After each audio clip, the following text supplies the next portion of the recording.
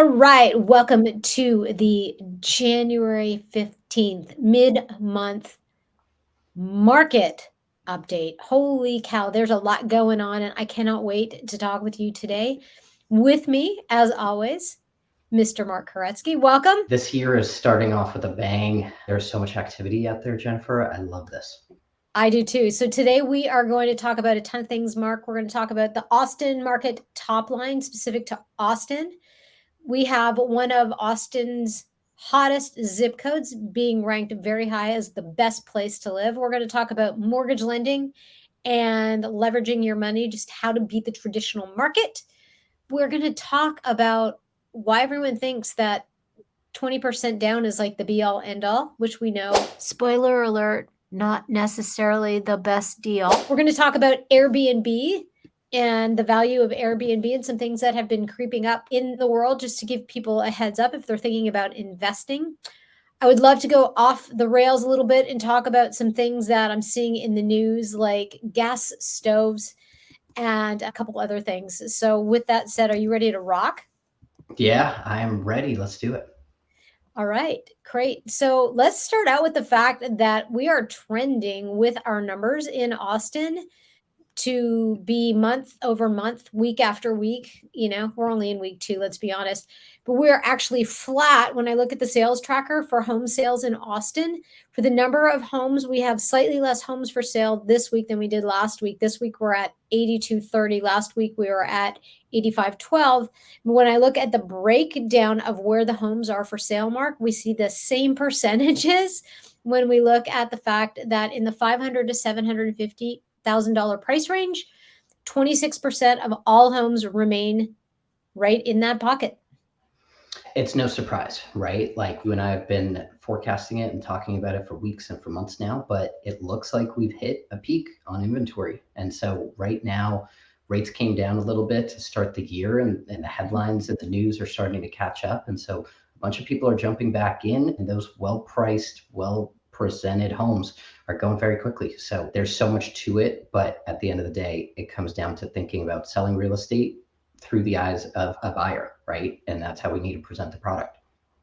Absolutely. And what I can tell you is the Austin spring market has started in January. So if you are thinking about listing your home or you're thinking about buying a home, the market is already hot to trot. I've got a multi-million-dollar listing currently, and I can tell you that we just put it back on market last week, and we've had 6 showings so far in 4 days.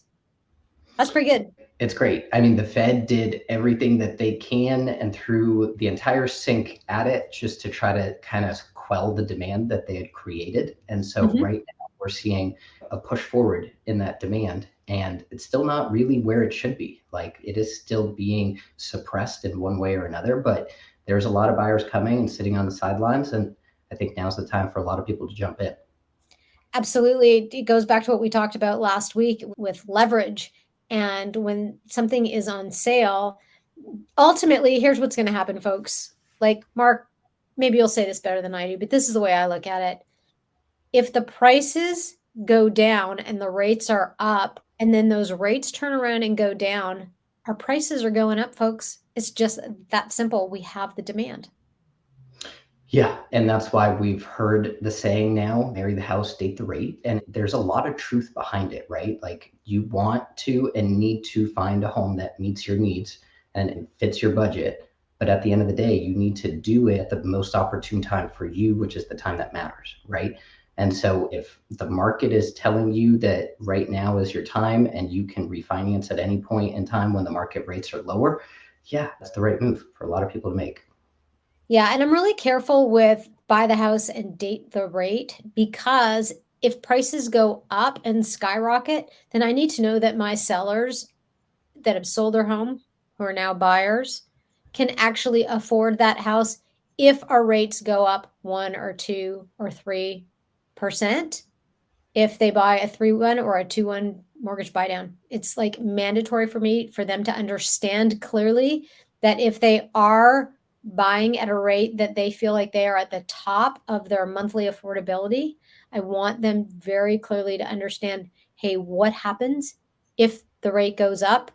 in 3 years from now or 2 years from now or whatever it is, instead of going down when you refi, because the last thing I want them to do is call me and say, "Hey, we actually can't afford our house anymore," because then I haven't done my job. Exactly. And I feel the same exact way. You never base your decision to purchase based off of a temporary payment. You really Mhm. shouldn't even do it with your maximum that you can afford today because you know, Jennifer, as good as I do, our taxes go up, our insurance goes up, our cost to actually maintain our properties needs to be factored into it, and that also goes up. And so you're absolutely right. You never want to make irrational decisions just because that you've got the butterflies looking at the property. Absolutely. So speaking of people looking at properties, here's a news flash. 78641, which is in Leander and Alconi's Canyonlands, was ranked the ninth hottest place in the entire United States, which is just northwest of where we are in Austin. And it was ranked by Open Door Labs based on analysis of all of the places that they have listings. And I think that's pretty cool because last year that ranked number 2. This year we're still in the top 10 for Leander, and that's someplace that I'm actually focusing on with buyers as well. So it's really exciting news to think that little Austin, Texas suburb is ranking so high in a world purview.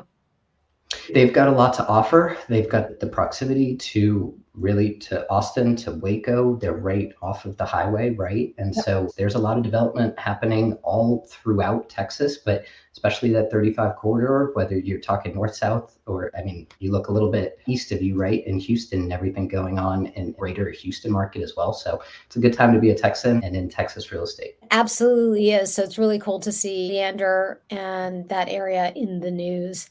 So let's jump into mortgage lending, Mark. Let's talk about leveraging your money and how to beat the traditional market. Because while nothing is cookie cutter, which people are going to hear me say all year, nothing is cookie cutter. How you finalize the structure of your mortgage is very personal. So, what's going on in that space right now, Mark, since last we spoke? So at the end of the day, it's different for everybody, right? But yeah, I guess we can, in a way, through this conversation, combine the entire 20% down idea, right? And so the idea of the 20% down is when you put that money down as a down payment, you don't need to pay mortgage insurance. And so there's a lot of pressure to go that route. And a lot of the time, opportunity cost and the way for you to structure your loan has to do hand in hand with the 20% down payment, or really any down payment that somebody's considering doing. So you and I have talked about it in the past, but we need to know that at the end of the day, we just mentioned it. The most important thing is that we have an affordable monthly payment, right? Mhm. From there, we really want to do it in the most cost effective way because why pay more cost than you need to? And then from there, you really want to do the least out of pocket down to get yourself to that affordable payment at the lowest cost, right? And so if somebody's got 20% down, whether just through sheer savings or through their equity, it could make sense for them to put that 20% down as a down payment, not have mortgage insurance, have a relatively lower loan balance, relatively lower loan payment. But it could make sense for them to actually split that money up into a down payment and then a prepayment, because at the end of the day, the way that mortgages work is they're all based off of a payment schedule, right? We Mhm. know when you close the loan how much interest you're going to pay month one and how much you're going to pay month 360 or 361. It is really what it ends up being. And so a lot of the times you can put down a smaller down payment, take the rest of the money that you didn't put down and just apply it as a prepayment. And that jumps you years ahead in your amortization or your payment schedule.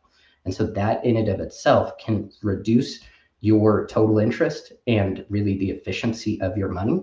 But like we Mhm. said before, if you're going to put down less, you're going to have a higher loan balance, you're going to have a relatively higher payment. You may have that mortgage insurance. And so that strategy doesn't work for everybody because monthly affordability has to take precedent in the decision making process.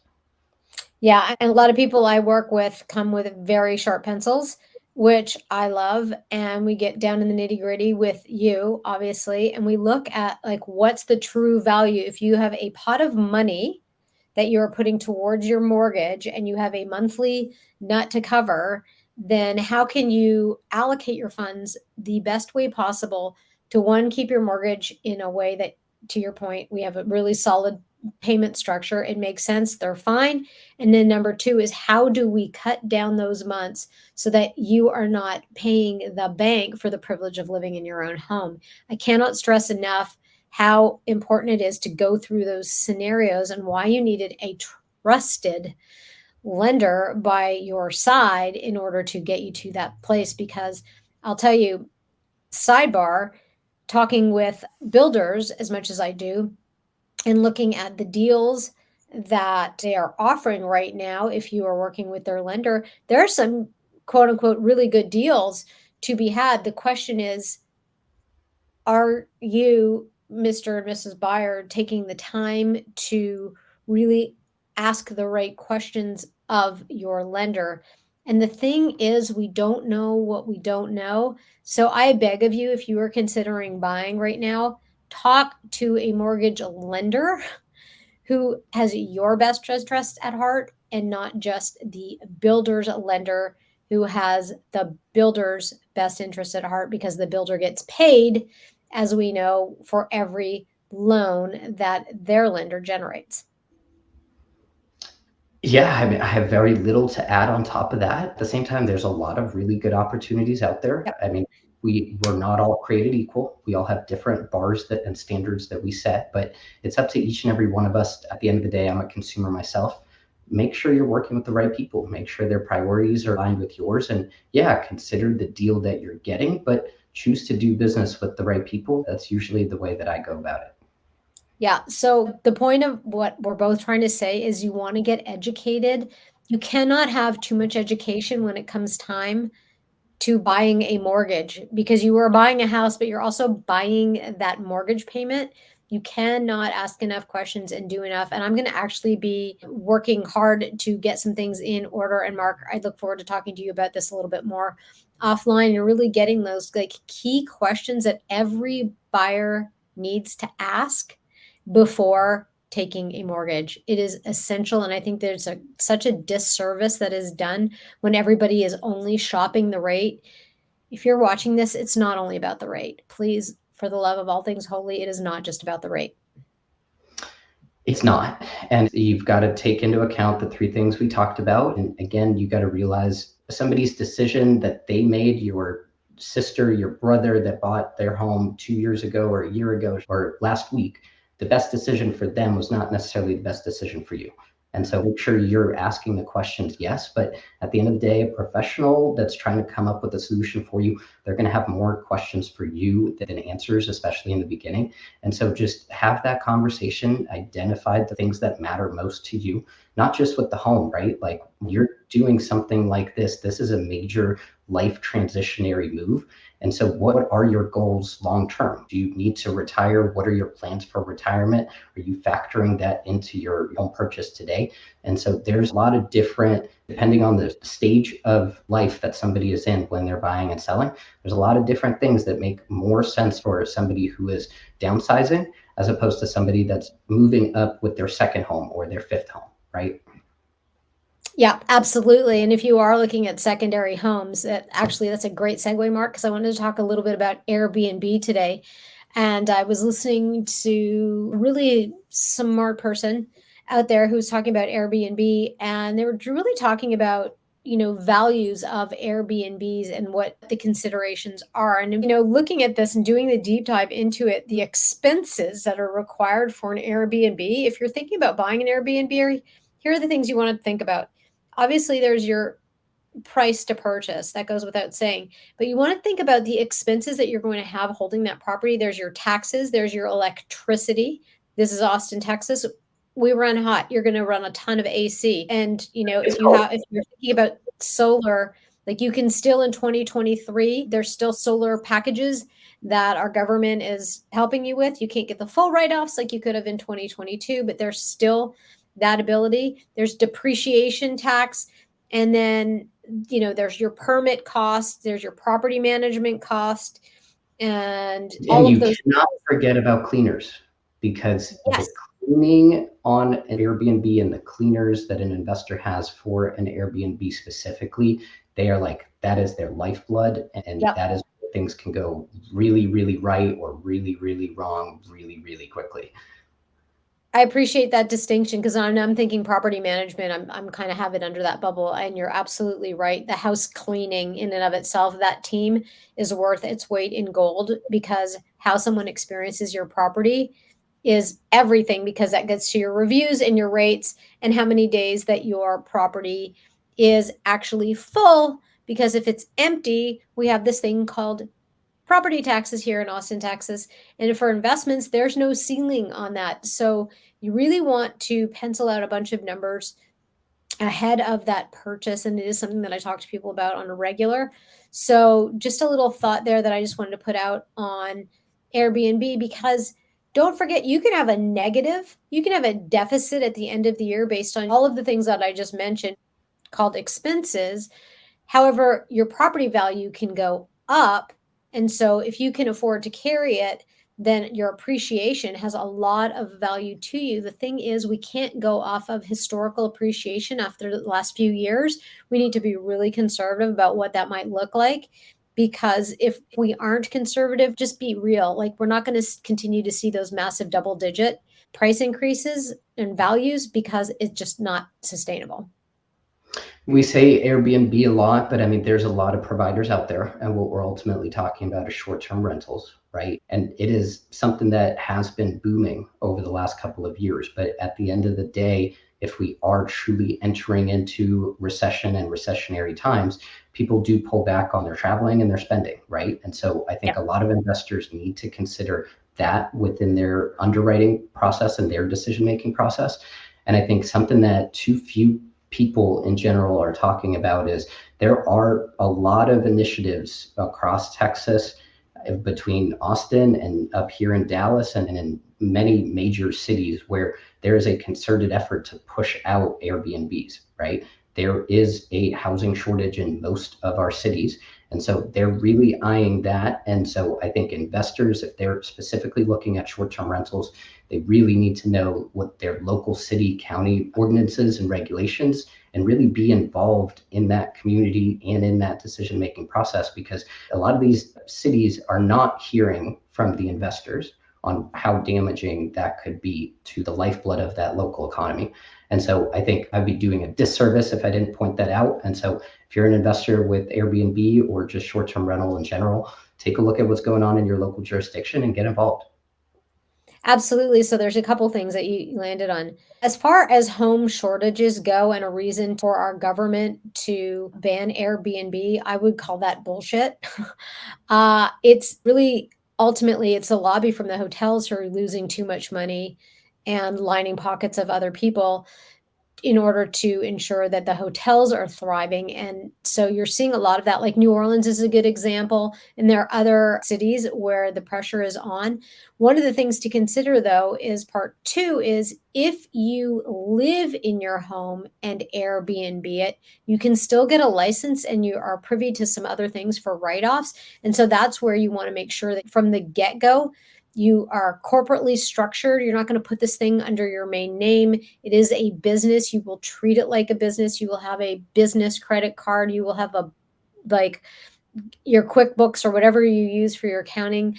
Like get really serious because that structure at the beginning, while it may cost you a couple bucks, can save you from getting sued personally, and it can absolutely save you in terms of your tax structure. And that is super important. I cannot stress that enough.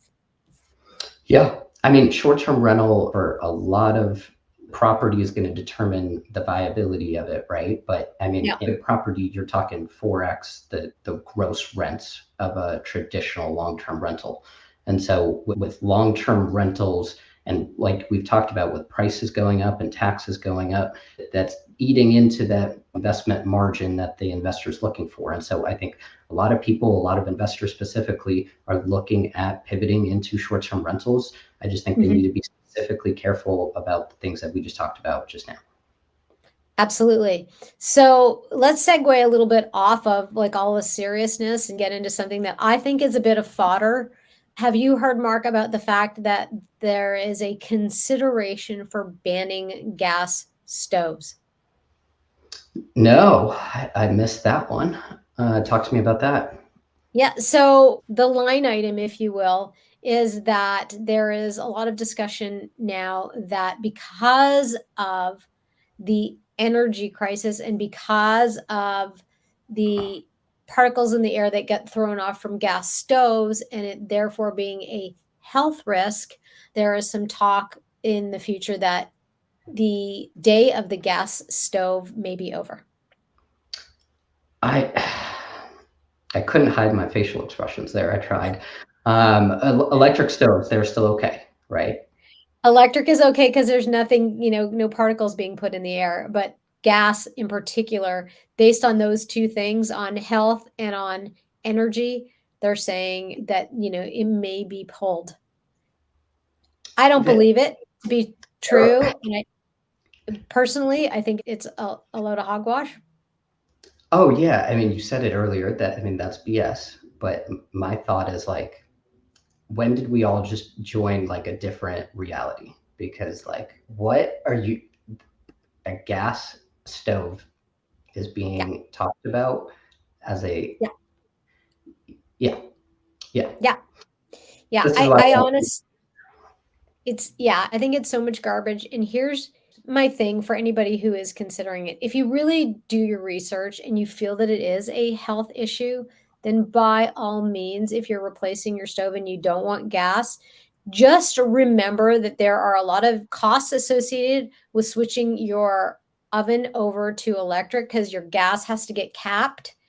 They have to run an electric. They have to get all that gas out of there because you can't have those 2 things beside each other for obvious reasons, and then there's all the Is costs that of doing obvious? that. Then there's if we need a new stove, what's the cost of the new stove? And so even though there may be a monetary incentive of, like, less than $1,000, you're gonna pay that in labor alone and then still be thinking about getting a stove. Here's my concern for that on 2 fronts, and this is the way my brain works. Number 1, if we have a power outage in Austin, Texas due to winter storms, we don't have a gas outage, which means there's still cooking available. There's fireplaces that run on it. We can keep warm. We can keep our pipes from bursting. And there's a lot to be said with having control of the fact that your gas is working. If the electric isn't working, we're on somebody else's grid. And so it takes me into sort of some other different directions around a number of things that I don't want to get in trouble for talking about here, but let's just say that I think it's bullshit that they suggest that at this point it is an energy issue. On the same hand, they're not paying 100% for solar. I don't really. Well, I also saw this morning, I didn't read too in depth on it, but allegedly frosted flakes are healthier than steak as of 2023. So All think of right. Well, that. you heard it here first. You can't make this up, right? Like some of the stuff that we see, it's like, what this isn't what the world has been like, but each and every single day we see something new. And so you could, it's a reason Yeah. why I smile. Yeah. So that said, folks, do your homework. If you are considering putting in a stove of any type, decide whether or not gas is the way you want to go for I hate any my number electric. of reasons in your I hate home. stove. I miss my You gas what? stove. I miss my gas stove. I got an electric one for my house right now. Yeah. It's not the same. No, Like, it you need doesn't that. it doesn't look the same at all. Yeah. Yeah. Yeah. And to your point, I mean, we did experience some crazy weather over these last 3, 4, 5 years, and so we do have our own grid in Texas, but at the same Yep. time, we've seen very recently how prone it is to coming down. And so, by all means, you need to have different heat sources in your house, Mhm. and that's another expense that a lot of home buyers aren't really considering, right? And Yeah. so, a gas water heater or a gas fireplace, that mental certainty that you have going into the future years of you being home, you may not be able to put a price on it, but you got to look at the difference and be able to make that decision for you.